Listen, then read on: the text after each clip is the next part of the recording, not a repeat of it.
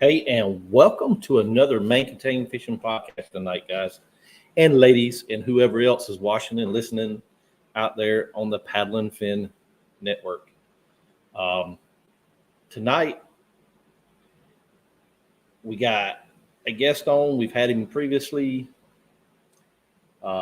He's not new to the main contained fishing podcast, but yet we're gonna talk about what is going on in the fishing industry right now and why are bass fishermen whining so bad right now. So with that, we're going to get this show kicked off.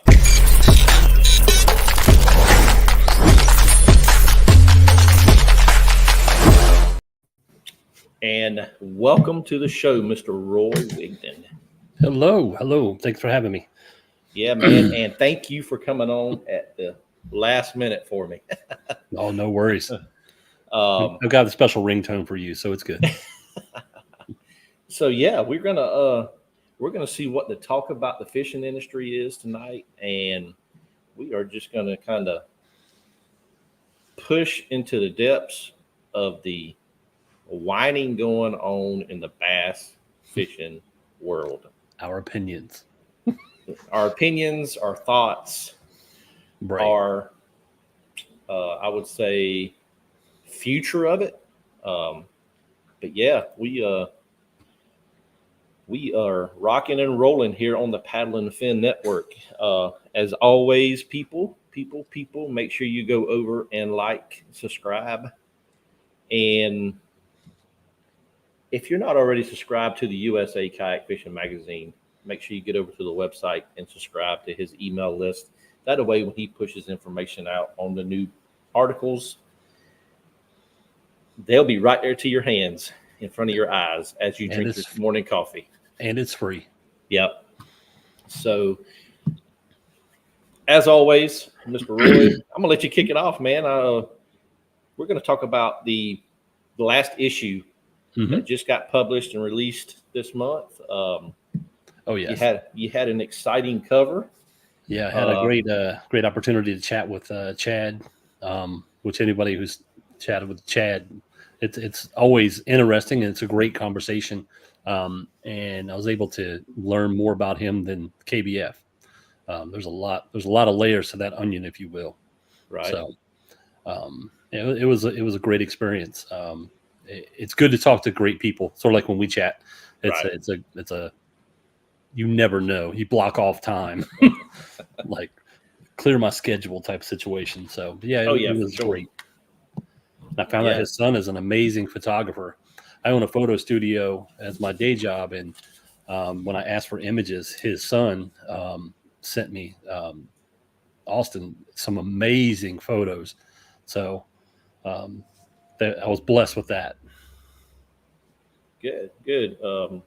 Yeah, we've had Chad on the podcast, and he talked about his time and especially night fishing. And you got to beat this summer heat somehow if you like the water, get on the water to fish and things like that. So yeah, we've got a few listeners tonight, a few watchers. We got Mr. Tim Williams, Michael Bradley. Would like to welcome y'all to the show. Thank you for watching.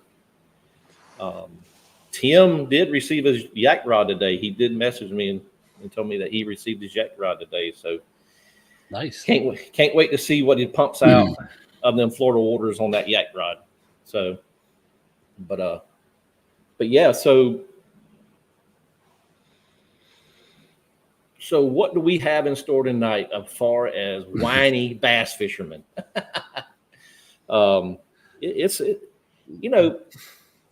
Grown men in the industry, you're making thousands of dollars from your sponsors,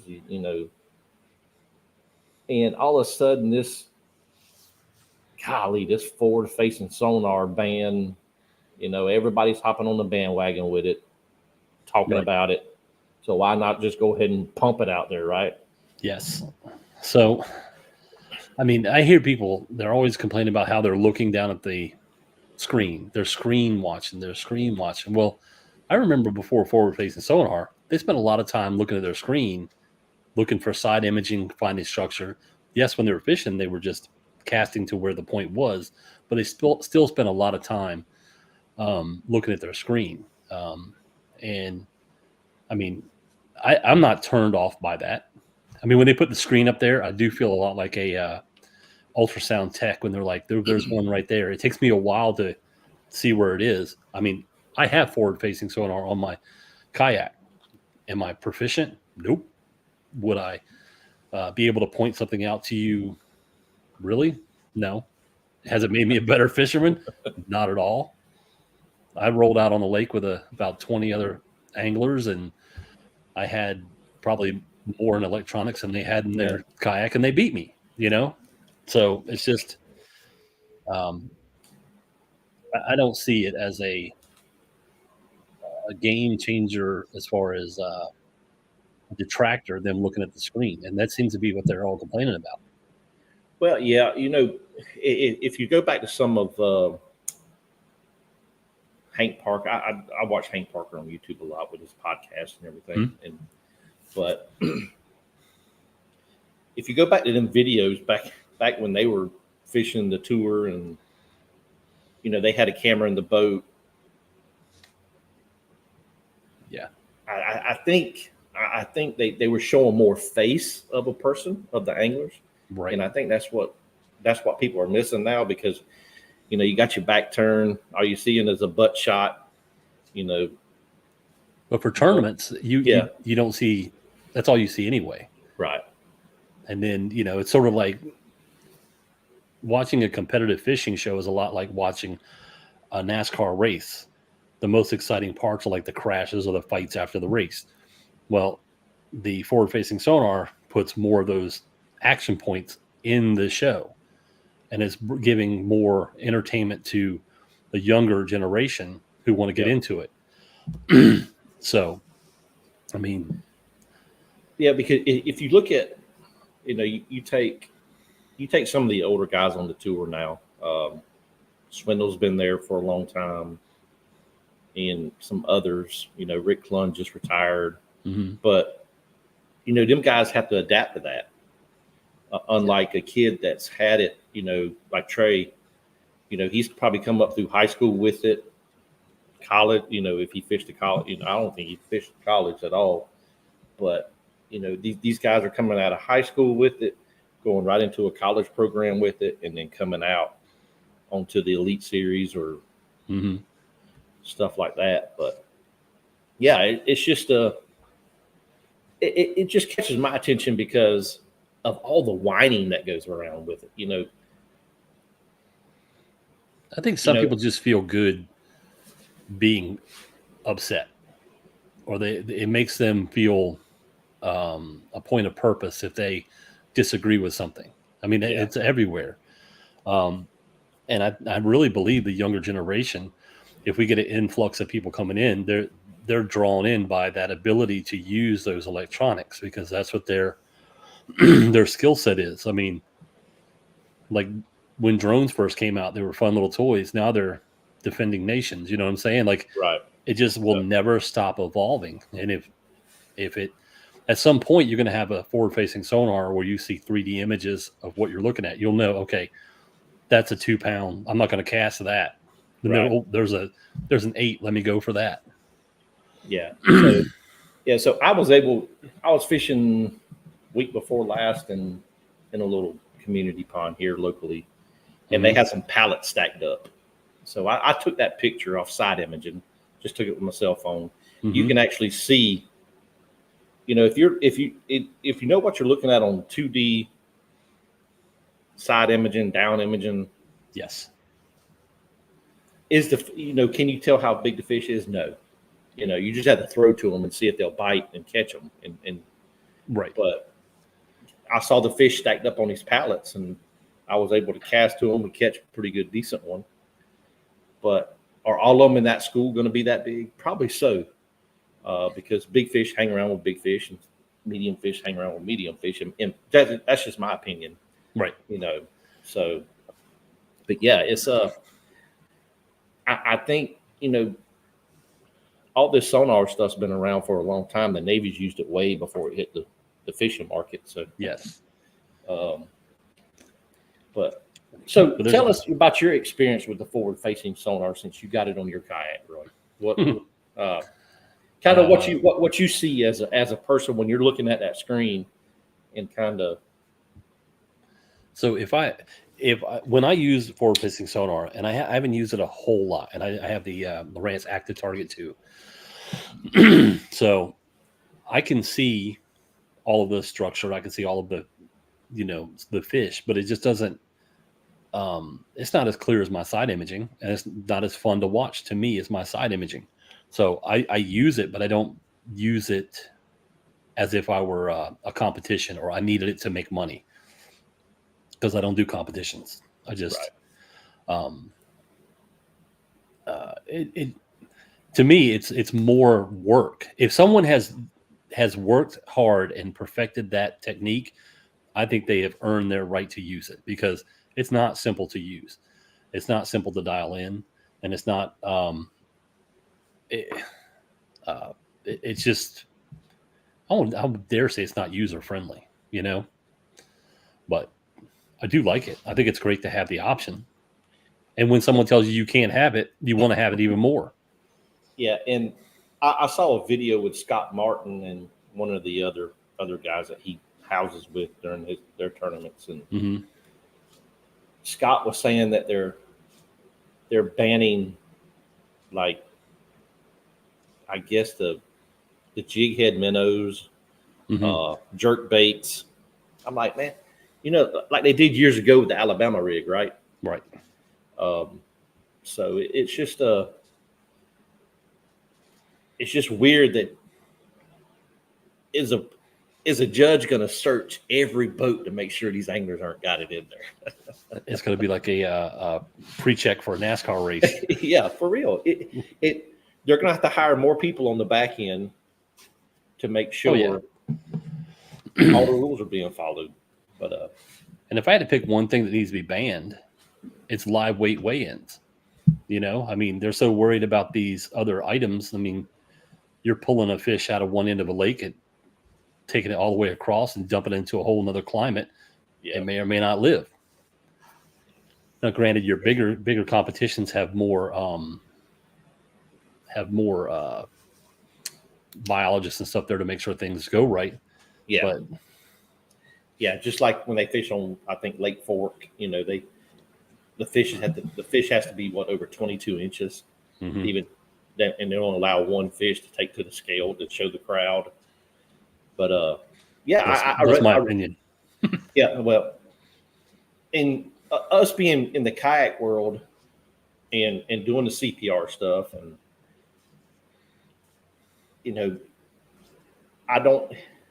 I try to have this conversation with a guy the other day, and he was like, why do I want to sit there and measure a fish and throw it back when I can take it to a scale and find out how much it weighs? I said, there's relevant weight. I said, there's studies out there that shows that a 19-inch fish should weigh this. There's a 21-inch fish should weigh this, according to a lot of studies done by biologists and things like that. And I think Shan O'Gorman has the best, I guess, partake on it, because he manages a fishery and can show you the numbers. But yeah, it's I think they should try it at least one time. Yeah, one time, because you're talking, these big reservoirs. If you run 10 miles up the reservoir, you fish up there, you catch that fish at 8 o'clock in the morning. Now he's in a holding tank in your boat. You ride him around till you're weighing at 2:30, sloshing around. Even when they weigh them in the boat and measure them like that, I like those as well. I've never been fond of like the weigh-ins. I've been more interested in watching the catch, the technique, right, the excitement of the catch, not so much pulling up in the boat. Now, I've never been to one in person. I'm pretty sure, like when they were first a big fanfare and they pull them out, and they, that might have been something to behold. But right. So yeah, I really think that some boat tournaments really need to get into the excuse me, into the CPR more type style fishing because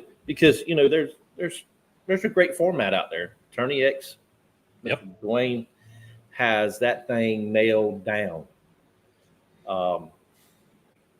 I've never had no problem with it submitting fish. I've never had no problems judging fish. And he's kind of improved it. I was just judging fish earlier today, and I happened to see where he's added, like in the tournament, it says the biggest fish of the event. So you don't have to go back through the leaderboard to figure out who's got the biggest fish. So, but yeah, he's a smart dude. Yeah, and he's been doing it so damn long that and he has some hellacious programmers that know how to program it. He's probably like that fruit phone company. He's got 10 evolutions in his mind, just holding.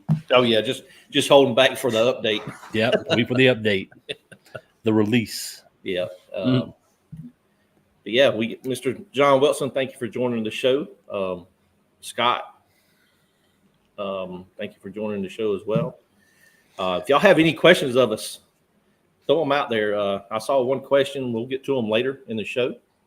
So we'll get your questions answered at the end of the show. And so when are you putting forward facing on your rig?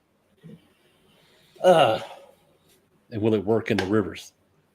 It really doesn't work in the rivers as well as big reservoirs or ponds and stuff like that. But it's I don't think I would. Now, if a company came to me like Lowrance with the new one they coming out with, just especially I think they made that just for the kayak world. The Hawkeye. Yeah, if they said, "Hey, we want to give you this unit, give us your feedback. We'll give you the unit."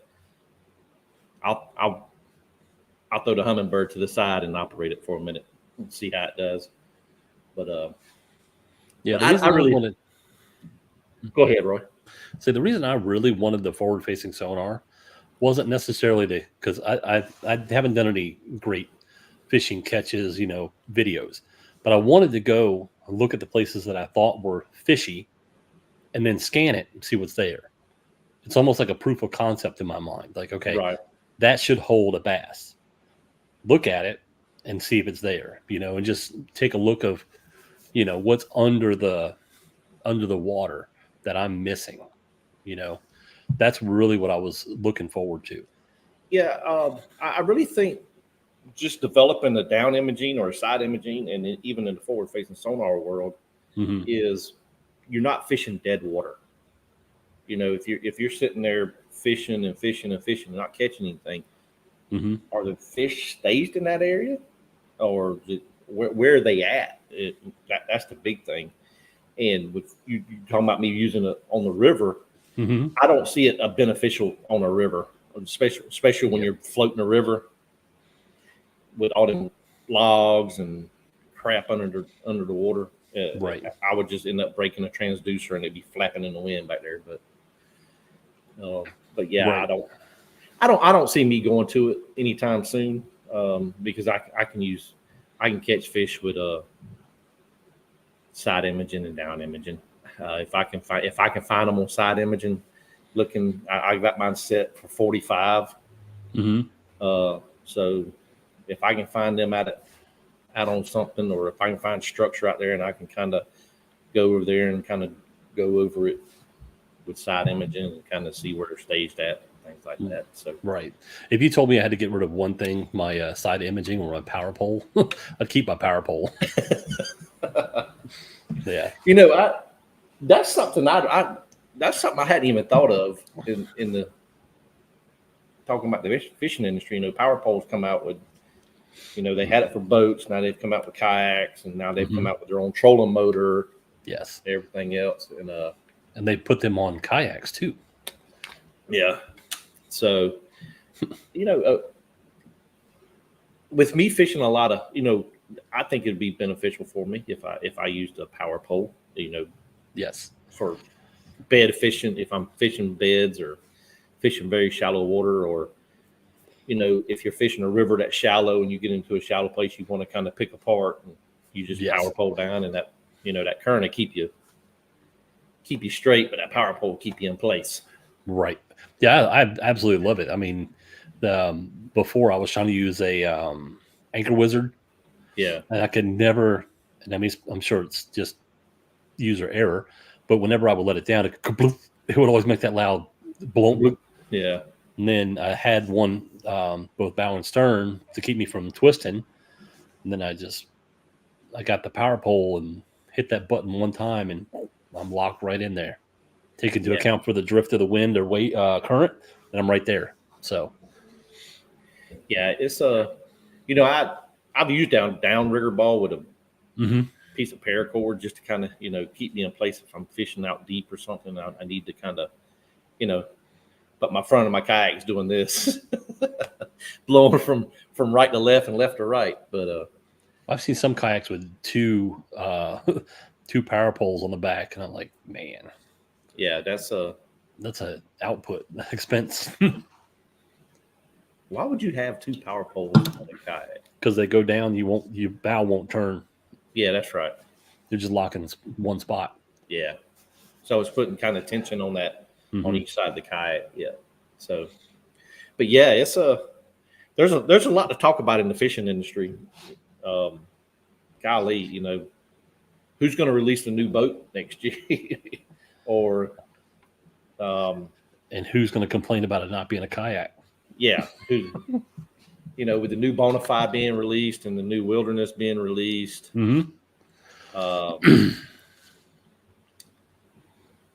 Everybody's saying, well, that's just a plastic John boat. That's just a plastic John boat. Yeah, I don't know where you make that determination. Yeah. And I think it's a personal thing. I mean, if you could paddle it from sitting in the center without having to switch side to side, I think it's close enough to a kayak. Yeah. Who was it? Big Sky? Wasn't it Big Sky that made that pontoon looking thing? Mm-hmm. I think so. Had the big raised seat on it. Never really heard any more people complaining about that, like they have the new Bonafide and the new Wilderness. I think it's the screenshot they took where they had the forced perspective where he looked so small and it looked so huge. Yeah. That just sort of triggered everybody. There's like, oh my gosh, look how huge that is. Well, if you go to Chad's video, him and Gene Jensen, Fluke Master, are in that boat together. Yes. And I think Chad's actually standing up in the front and Gene's in the back sitting down, and you're like, holy crap, for us big boys, I'm 6'3" and 280. I got to have a boat that won't flip on me. Right. Well, I mean, the Unlimited is pretty. That's a chunk of a boat too. Yeah. And so, what is the weight capacity for the Unlimited? With the scuppers closed, 650. So it's not even a little bit more than the F12 I got. Right. Yeah. So it's just a little wider boat and longer boat, right? Yeah. Yeah. That's what Blake and them did at New Canoe. I think when they come out with the Unlimited, and then when they come out with the U10, the U10 is, I think they geared that more towards creek and river fishing to make it more slick and more maneuverable than swift water. Yeah, I feel like the U10 is like that perfect bridge gap to get you into the river. Yeah, I wouldn't do well in a river with with my rig. Be high centered. You have to come back for me. Which I've done my boat in the. Hang on, have I put it? Yeah, I put it in the Kunichi or the Ogeechee River. With my seat in the high spot. So yeah, it's you kind of have to know the river that you're fishing in order to stay safe. So most definitely. But yeah, you got anything you want to shoot out, Roy? You shoot it out, man. And so we hit on tournaments. I wrote down some things, and Let's go back to tournaments just a minute. Yeah. Let's go back to kayak tournaments. John Rapp and Dwayne Whaley had a podcast last night on the Rusty Hook podcast. And the title was, is kayak fishing, I guess, in the downslope or the upslope, whatever you want to call it. So what are your thoughts? What are your thoughts on that? I think it's coming down from where it was with the pandemic. Of course, everybody knows that. Right. And I think it's gonna level out. But I think with the uptick of the younger generation getting in with all of the social media, the influencers, and the forward-facing sonar options for them, I think that once they realize they can get off the bank and into kayaks, they're going to start working their way in, and it's going to start to grow back up. Because there's a lot of people I see online that are just younger generation, and they don't have the money yet to get a kayak. Once they get to that level where they can make the transition from bank to boat, I think it's going to start to climb back up. I will say that as far as companies go, every time I call someone about the magazine, I can tell that they're on the same concern of, we're coming to the end of the season. We're starting to transition over to the hunting portion of our lives, and looking forward to 2025. So right now we're on the downslope of the year, but I think as an industry, it's going to tick back up. I really do, because everyone that I see someone out, because I volunteer for Heroes on the Water whenever I can, and anybody in the uniform, hand them a card and say, you should check them out. And we talk about fishing, and they're all about fishing, and they're all about getting on the water, don't know how, mention kayaks, and they want to explore that option more. So I feel there's an education portion for the people on the banks to get into a boat. They have to know that there's an option of a kayak. So once they get that option delivered to them, I think it's going to really start to grow. So just basically, if the cards are played correctly and the information is put out there for everyone, not just the people that fish tournaments or that had a brain moment. If there's a proper education in place for people to learn about the kayaking industry, then it's definitely going to grow. Right. I feel like a lot of people are just sitting back on what they've done in their past. They're not looking for new business outside of, let's say you had a son and your son's going to be getting a kayak. That's really what I feel they're looking for. They're only advertising in their own bubble, if you will. Right. Yeah. Yeah. So I go kind of adding to that, Roy. I had a chat with a father the other day that his son fishes out of a bass boat in high school. And I asked him the question. I said, why did y'all choose that route? And he said, well, my son loves to fish. The high school don't back the club at all. All the parents, try to raise money to send these kids to these fishing tournaments. And I said, look, I'm not trying to get into your personal business about your finances or anything like that. But I said, look, on the average, if you buy a decent bass boat with all the electronics, you're already in probably about the $40,000 to $50,000 range, right? I said, if he loves to fish that much, I said, there's other opportunities out there for him to compete. Right. And to grow his level of competition to get into the Hobie BOS or the Bassmaster Kayak Series or, some of these state level, like the Georgia Bass Nation, things like that at a lower cost. Right. And I think all these young kids nowadays, and I kind of picked this with Andy Middleton when I did the podcast with him, is how do we get that group of kids to come to our world out of that bass boat world. Right. And well, you'd have to get them before they got there. yeah, He definitely would have to, because if you can afford a bass boat, I mean, bass boat's pretty cool. They go really fast. They're sparkly. They attract people like myself who are like, but I mean, if you look at it, I mean, some of those bass boats are what, $120,000. They're crazy. You could buy 2 kayaks, a trailer, and a truck for that kid and still have money left over. So, maybe some type of clubs in schools, just not like a career day, but just because I know my son, they had a fishing club. He didn't want to join it because he doesn't fish as much as I do. He was more interested in his own thing, which is okay. But I was like, where do they fish? And they fish in the pond right outside of the school. And I'm like, oh, do they do kayaks or anything like that?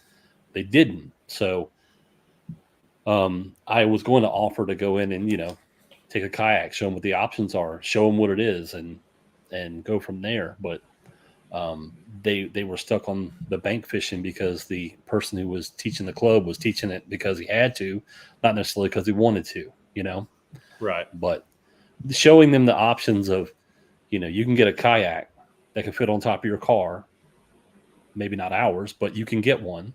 Right. You can go almost anywhere, put it in the water, and you're able to fish or just cruise and enjoy the evening. So, yeah, for sure. It's and I know Ron Champion lives down in Richmond Hill, which is south of me here, and he's a big.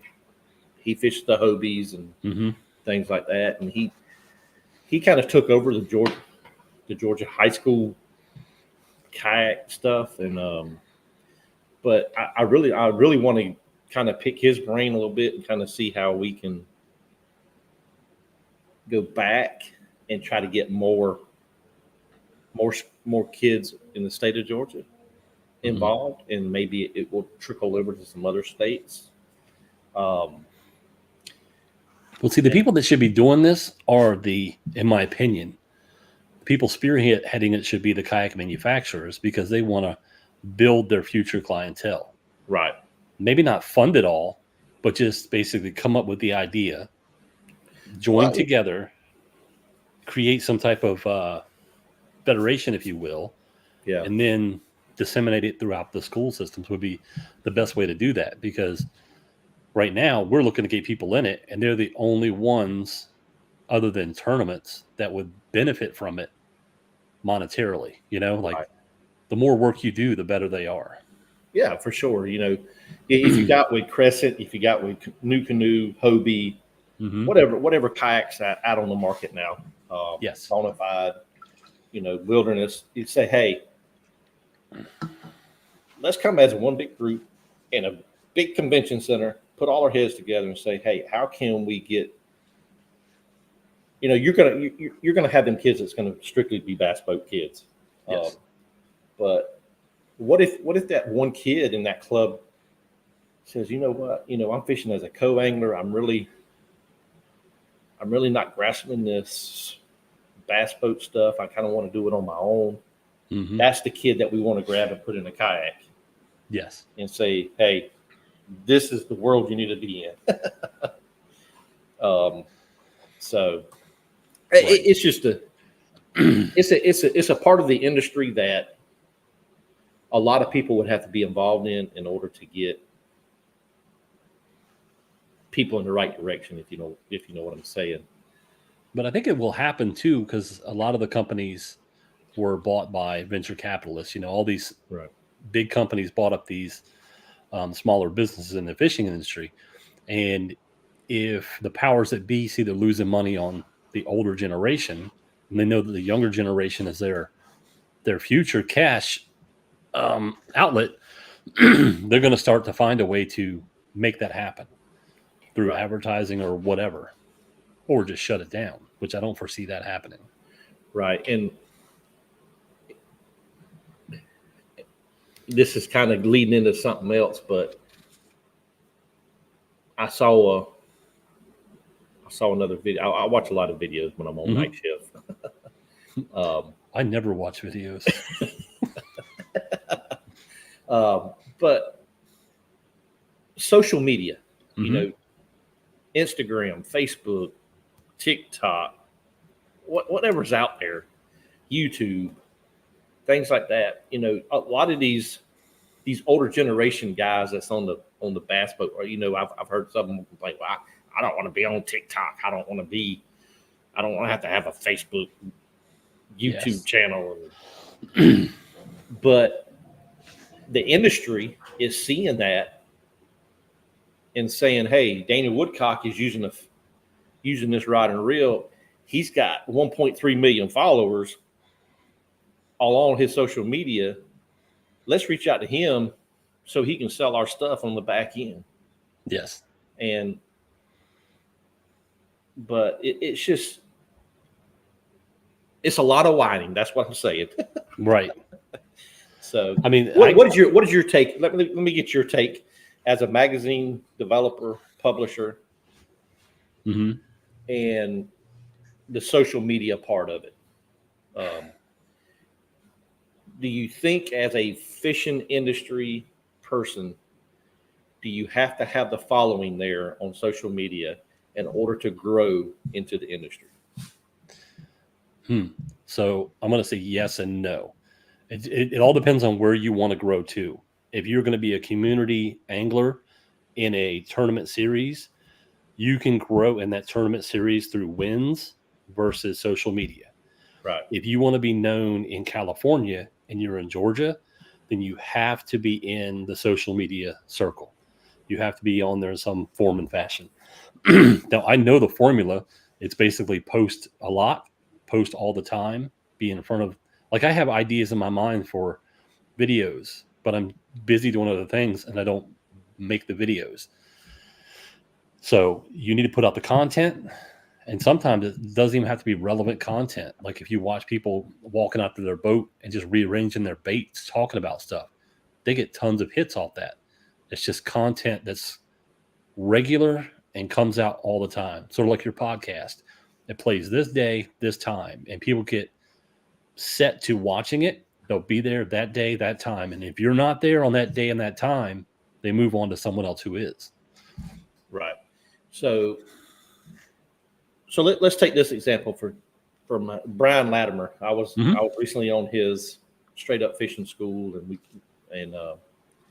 but if you look at his social media, he's posting something about twice a day, 7 days a week, and so that as a father. He's working. He's taking care of children, his wife, your home life. Then you're trying to create all this content to keep your brand or yourself in the limelight of this fishing industry. And it's just sometimes it will overwhelm you. Yes. But to be honest with you, like if I'm honest with myself, because I could tell you, I could agree and say, yeah, it's way too much. But a lot of times we become complacent with taking the break or complacent with not doing it. Whereas this is an iPhone. It has better technology than probably every movie we watched as kids. I can hit record. I can do something within, 30 seconds. And it doesn't have to be perfect. It can just be like, hey, I'm on live with Daniel Woodcock. Come see us. It's going to be a great time. Boom, post, done. It counts as content. Right. It just adds to the pile. You don't have to put a handful of sand in the bucket. 1 grain adds to the bucket. You just do that all the time. And if it's something you're doing, more than likely someone wants to see you do it. Like going out and checking the connectors on your fish finder, checking for corrosion. It's Right. like, I'm just checking. You get on there like, hey, this is Daniel. I'm coming out checking my fish finder. I've got a tournament coming up this weekend. I just want to make sure all my connectors are in good shape. Pull it off, look for it. If they were bad, they would look like this. If they were bad, I would do this. Take care of your gear. It'll take care of you. Have a good day. You're done. Right. So not everything has to be the production value of setting up the lights and the camera. You don't have to have. I'm the king of I'd love to have. I'd love to have 4 more lights set up in here. I'd love to have the blue strobe behind me, but you don't need it to be relevant. Right. And Christina has told me this a lot lately is just be yourself. Mm-hmm. Just people want to see the natural part of you, you could, I could go to SCAD right now Mm-hmm. and go around there and say, hey, I need 3 camera people. And because they need the experience as students to Mm-hmm. say, hey, I've worked with this guy. I've produced shows for him. I've edited for him. And they can put all this elaborate work in these editing things, but some people just get turned off of that. They just want to kind of see yourself with a Yes. fishing pole in a river or a pond fishing without Yes. all this elaborate, all these drone shots and a lot of B-roll. I do think there's still a place for the long form content, like a really well laid out thing. But you almost have to do it like the Mr. Beast style, where you Right. set all your expectations up front. I hate when I go to watch a video and you're 20 minutes or 10 minutes into it, and you don't even realize what's the plot of this, what's going to happen. Oh man, his name is failing me, and I feel really bad about that. But he's an angler from California, and oh my goodness, Greg Blanchard? Greg, yes. Oh my goodness, sorry, Greg, if you're listening. But I love watching his videos because, like, when you go there within the first 30 seconds, in this video something that's going to happen. At some point in this video, he's going to lose his drone, or he's going to drop his lure overboard, or he's going to catch this large fish. Then you watch it, and okay, there's when that moment happened. But it's full of content in there that keeps you waiting for that moment. But those take a lot of years of planning and time. He's got the great long form pattern. But as far as short form stuff, I mean, you could just get in there with your phone and just talk to your phone. Just learn your techniques to keeping the phone still. Because if it's jumpy and jittery, or if you have poor audio, people they're not gonna love it. Right. Yeah, and that's and I think that's what a lot of these companies are looking for is people keeping it real. Mm-hmm. People can have a smooth edit. I'm not saying a movie quality edit. Right. I'm just talking about smooth editing and just and telling a story or telling them what the video is about. Constantly talking and everybody wants to see everybody catch fish, right? Mm-hmm. On video. Nobody's going to watch your content if you pump out 20 videos in a row with no fish catches. Right. But if you have that one bad day, Greg's done it numerous times on his channel. Mm-hmm. Gone and said, look, this is my worst day ever on the California Delta. And I still watch it. And you still watch it because he can tell a story like nobody can. He's probably one of the. Plus, he does something. He'd be one of my top 5 YouTubers out there. Right, and he does something that, from a photographer, videographer end of it, mm-hmm.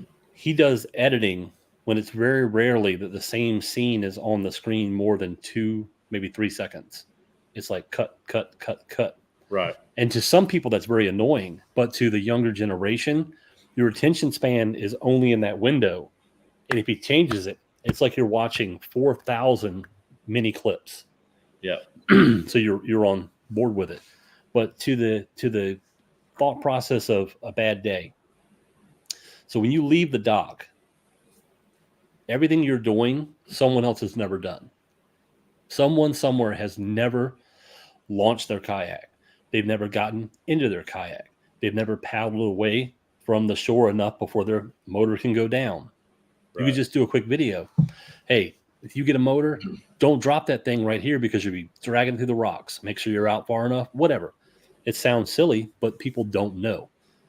One thing, when I was younger, we went clamming and we caught a bunch of clams. There was water in the boat, and the guy that was running the boat had the plug on the inside, pulled the plug. We're going full tilt, and it drained while we were underway. Like it just sucked all the water right out of it. Yeah. So that right there would be something, if you did and showed, would just not necessarily everyone has seen that. So it gets you views of something different, something new. But It's all about keeping that attention span, because like Roy and myself, a person's attention span is. I'm surprised we made it this long, you and I. But yeah, it's just the short form content is really taking off on different platforms. Instagram started with Reels, Facebook's got it with Reels and Stories now, but they're the same owners. But yes, then YouTube started their shorts. And, TikTok came along. But yeah, it's just I'm very surprised that people are still whining about the social media and iffy. Right. That's where I was trying to get to, and it's there will be something else that pops up that will make them unhappy. A lot of people just don't like change, right? And things are really hard until you start doing them. At one point I went to the gym all the time. First time I went, I hated it. About the 10th time in, it was like, okay, it's Tuesday, I have to go. It's just something I have to do. It becomes muscle memory. Sort of like you in law enforcement and training. Right. First time you had to do one of your drills, you're like, this is crazy. Yeah. The next thing you know, you're stacked up on the SWAT team. Yeah. I've done that many a nights and days. Pulling down the nods. But yeah, it's the fishing industry as a whole, Roy, is a great tool for everybody. Oh yeah. It releases stress. It gets you out of whatever you're doing. It clears your mind, and that's probably one thing I need to take my content calendar I got down here on the ground and say, no, this is a fishing day. Yes. Get away from the content creation, but still film it as you go out. But enjoy your time for that day. I always feel guilty when I take a fishing day, unless I'm doing something like Heroes on the Water. Yeah. I don't feel guilty doing that because I feel like it's giving back, purpose driven. But if I say I'm just going to go fishing today, even though I'm videoing it, I'm like, okay, I'm missing something somewhere. I'm not doing something with the magazine. I'm not returning a call. I need to be doing something here. So that's where my shortcoming is with going fishing. If I were going fishing with you and we're getting content for the magazine, that's good. But if it's just me fishing, I am not the strong 10-pound bass catcher every single time. If I can go out and catch something that's substantial, make a video of it, get a bunch of hits, good to go. Right. My biggest hits are the fat guy getting in the boat. Which I've had my mistakes getting in the boat. Like almost falling out, going head over, but it's most favorite. It's something that you definitely have to work on.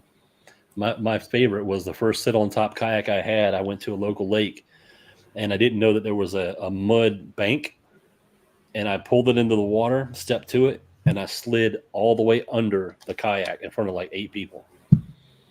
Just boom, gone. Yep. So it's been a great conversation, Roy. Golly, we've been 50 minutes in, man. It don't even seem like we've been 10 minutes in, but yeah, this I just want to say to people, quit whining so much and just fish. If you let's go back to the old days. I can remember my granddaddy used to take a notebook or a pad, write down, okay, today's date is September 4th, It was cloudy. The barometric pressure was this, and I caught fish on points. Opening the Farmer's Almanac.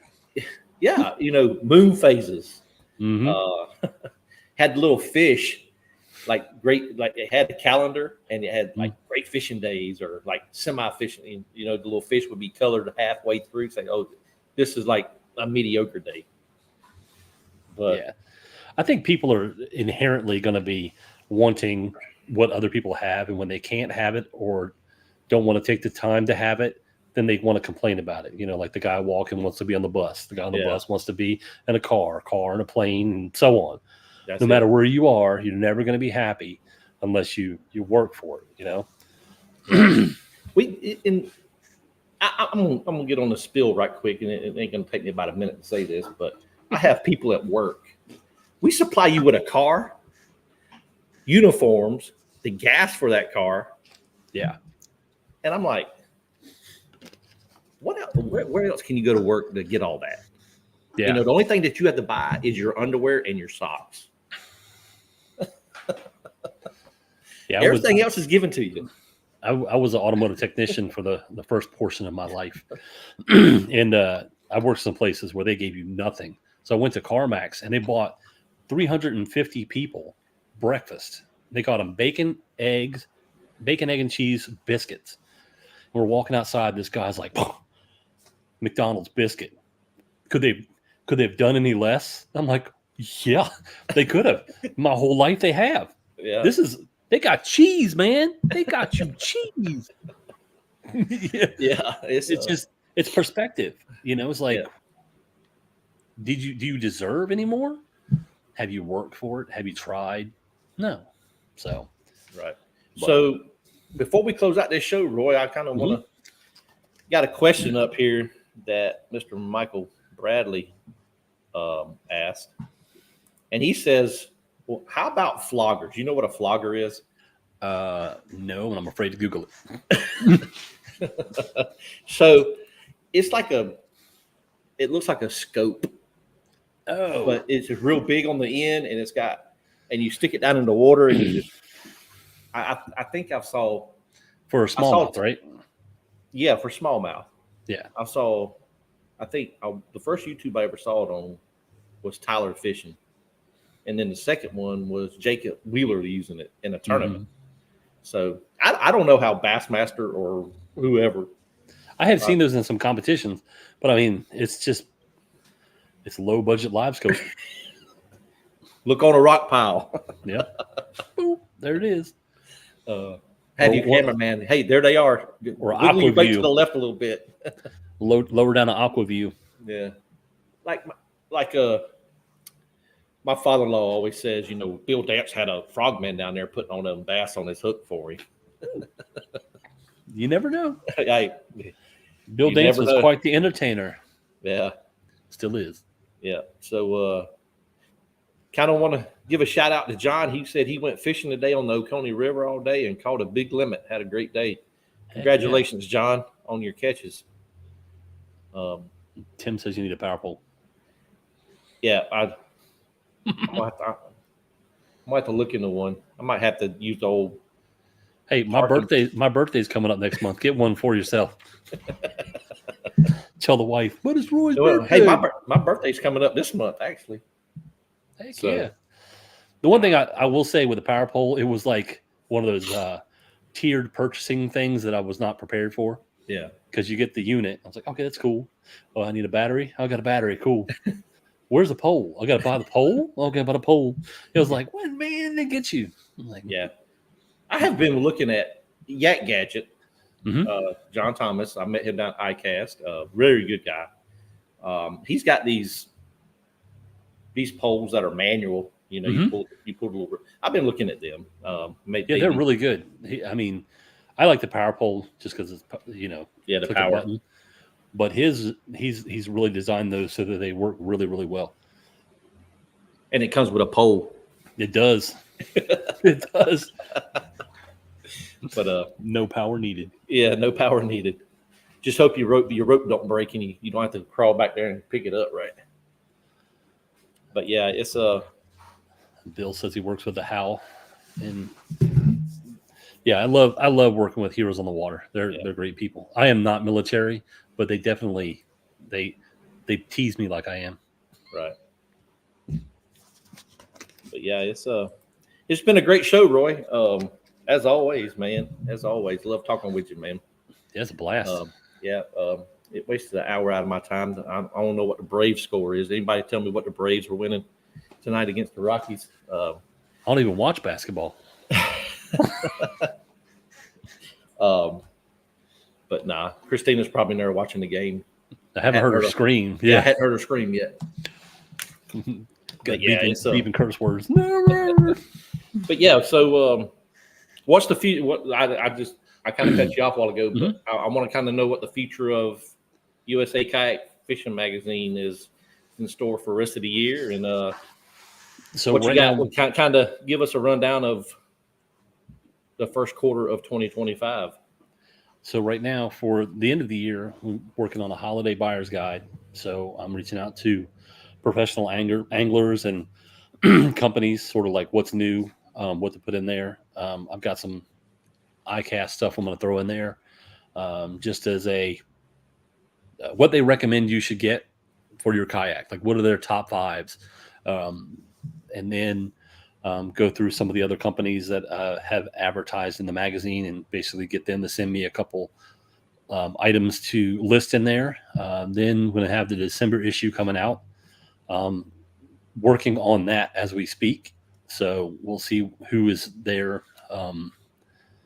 who's going to be in that and what it's going to be about. And then hopefully, if things continue down the path, I want to go to bi-monthly in 2025. It takes a lot. So I need a lot of people to subscribe so I can get my numbers up. I need them to read it. If you don't like it, let me know so I can change it around. I'd much rather someone read it and go, I don't like this. And if everyone says that, I can make it so that it fits their needs. So that way, going into 2025, I have the numbers to go to people and say, here's why you need to advertise in my magazine so that I continue to keep it free and keep content coming. Because I have a lot of content that can be put in the magazine. I just don't have the staffing to do it, because I'd like to hire someone to do layout. I like to hire someone to do articles. You know what I'm saying? Just so I can, if I wanted to drive to Georgia and see you fish, I could do that. Right. Or if I wanted to go to some of the other Heroes on the Water events, I could do that. Right now, I'm locked in where I'm at. But I do have plans for it to grow. I would love to see it go to monthly. And I've had a lot of people ask about print issues. I don't really want to go to print until I have the numbers to support that, because I think that would be a huge transition. Right. Yeah. And a lot of cost as well. You know, the print issue, and you send out 60,000, they send 45 back. Yeah. Yeah. So everybody, if you're listening, if you're watching, if you're going to be listening to this as a replay on Spotify, on the Paddle and Fin Network, make sure you are subscribed to USA Kayak Fishing Magazine. There's some great people that put out some great content in there, some great interviews with the fishing industry. I think we know one of them. No, we don't know anybody. No. But yeah, and just kind of break down the rest of my year. We're closing out the season on the kayak Georgia Tour Kayak Series. We had to move the championship round to October 26th on Lake Blackshear. We're fishing the kayak online series. It's finishing up in October. We got a hell of a Angler of the Year race going on there. Heck yeah. So once we get everything finalized, Roy, we'll be pushing some articles your way. Heck yeah. And I appreciate it. And for 2025, man, it's going to be content creation, blogging. Yes.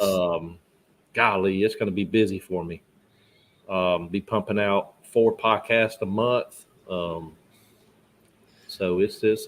You've got a heck of a content manager over there. So yeah, she's really pumping out some good stuff for me, and I appreciate her a lot. I couldn't do it without her. I would like to say, publicly, I appreciate everything that you both have done. Your articles have been great in the magazine, and I really appreciate it. Yeah. And so, Well, and you've done some great things too. It's kind of cool to watch how you're growing and how the magazine's growing too. So, right.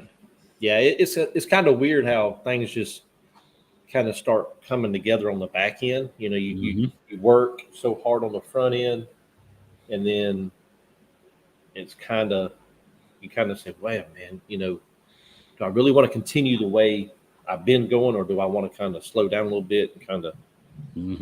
And but after ICAST, Christina set in some classes down there and said, "Let's whip it. Got to whip it." Oh yeah. So yeah, she's